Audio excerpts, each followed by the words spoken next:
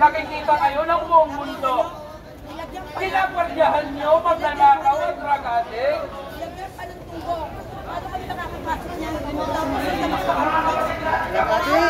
kayo magpunta dyan. Sarado pa, hindi kami nakakapasok. Anong nakakapasok? Pero bakit kayo nandyan? Sila, Pilipino at kapwa ninyo Pilipino na sinasabing malinaw sa ilalim ng ating konstitusyon na inyong ipaglalaban at inyong poprotektahan. Kaya hindi katulad ng inyong mga grupo, pasok po kayo na bilang mga totoong Pilipino na gumagalang at nagmamahal sa ating konstitusyon. Kami ngayon ay nandito upang manawagan. At ngayon na rin, baka sakaling haplusin ang inyong puso ng sigaw na taong bayan na hirap na, galit na dito sa ating magnanakaw na presidente. Ayaw niyong ibalik. Naniniwala kami na ginagapan ng lamang ang inyong mga trabaho at tungkulin. At gayon din kami bilang mamamayang Pilipino ay ginagapan ng timpo namin ang pagsunod sa konstitusyon at ganoon na din ang pagpoprotekta sa karapatan ng mga Pilipino dahil ang aming buwis na aming pinagpapagura pare-pareho ay ninanakaw ng mga demonyo nandiyan sa Malacanang. Ibalik niyo ang pera ng piso na taong bayan. Kaya pakinggan ninyo, galit na galit ang sigaw ng sabayan ng Pilipino sa presidenteng ito. Ano ang sigaw ng taong bayan?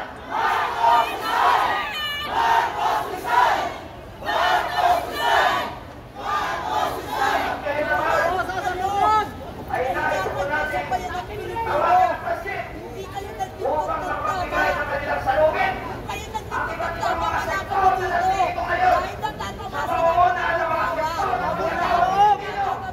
Ganun na rin sa mga sektor ng senior citizen, kabataan, urban poor sector, at iba't iba pang mga kasama natin na mayabang na sinaes. May parating bakit ang nagkakaisang damdamin ng galit ng taong bayan na hindi na tayo papaya na tayo tumutuloy ng ating magnanakaw na presidente. Nandito rin po ang mga kapatid nating Muslim nakikiisa, sumusuporta sa mapayapang pagtitipong ito.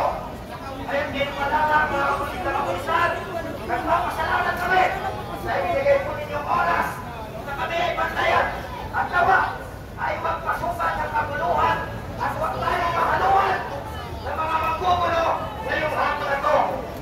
At dahil po dyan, itutuloy na natin ang ating kaulot sa programa sa iwasan ng ipasyo. Kaya tinatawagan po natin ang pansin bilang kaunang kalalita. Pinagtatawanan niyo kami dito. Walang problema yon. Dahil sanay naman kami dito eh. Mula sa manggagawa, Tubig, may tubig. Tubig. Ginoong Jose Jesse Rivera. Tubig.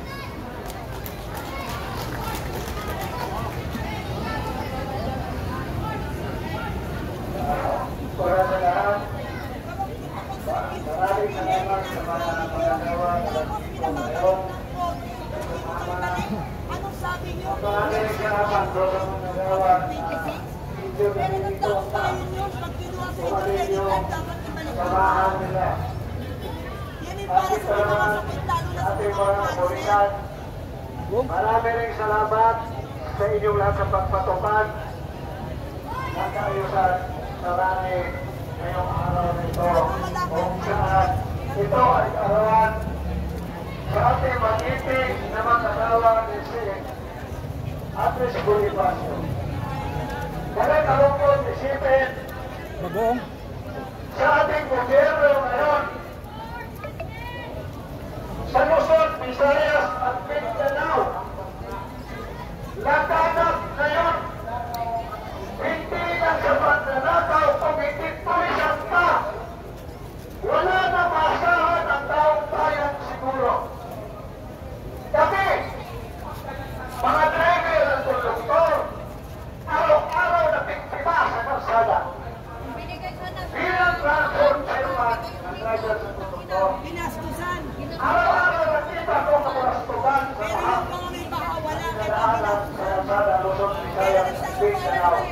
dahil ang Piltrangco ang pinakamadayo ng biyahe sa lahat ng transportasyon.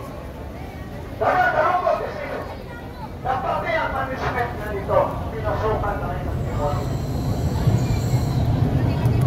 Tayo, manggagawa, tayo dapat ang respeto itong mga hayop na itong mga politiko.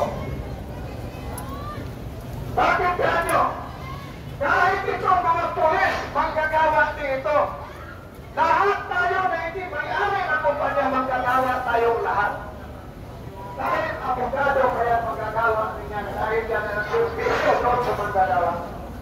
Para ipagtanggol ang karapatan ng manggagawa. Tayo naman kahit itong mga taga-media, manggagawa rin ito. Manggagawa at tagapaghatid ng balita sa magandang balita o masamang balita sa ating bansa. Tayo ngayon, umaharap sa matinding krisis sa ating bansa. Una, ilan ba ang manggagawa na pupunta na sa ibang bansa para na lang doon mabuhay? Dapat dito sa bansang Pilipinas nandito na ang maraming hanap buhay. Pero ninanakaw, pinupulis itong ating mga politiko, mga inayupak na ito. Puntahan ninyo ang probinsya ninyo. Hindi lang pera natin ang ninanakaw.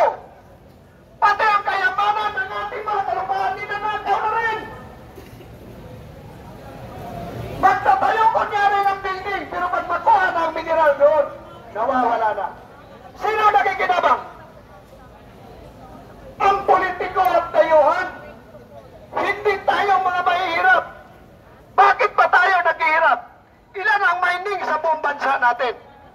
Alam niyo ba kung magkano ang porsyento sa gobyerno sa bawat mining sa bansa natin? Na naubos lang ninanakaw nito mga putang ina mga politiko nito. Tapos ngayon maghuhugas kamay na kala mo si Poncio Pilato. Ang gagaling magsalita. Ang gagaling magpapublish doon sa media. Ang gagaling magsalita ng mga vlogger na ito daw, mabuting tao.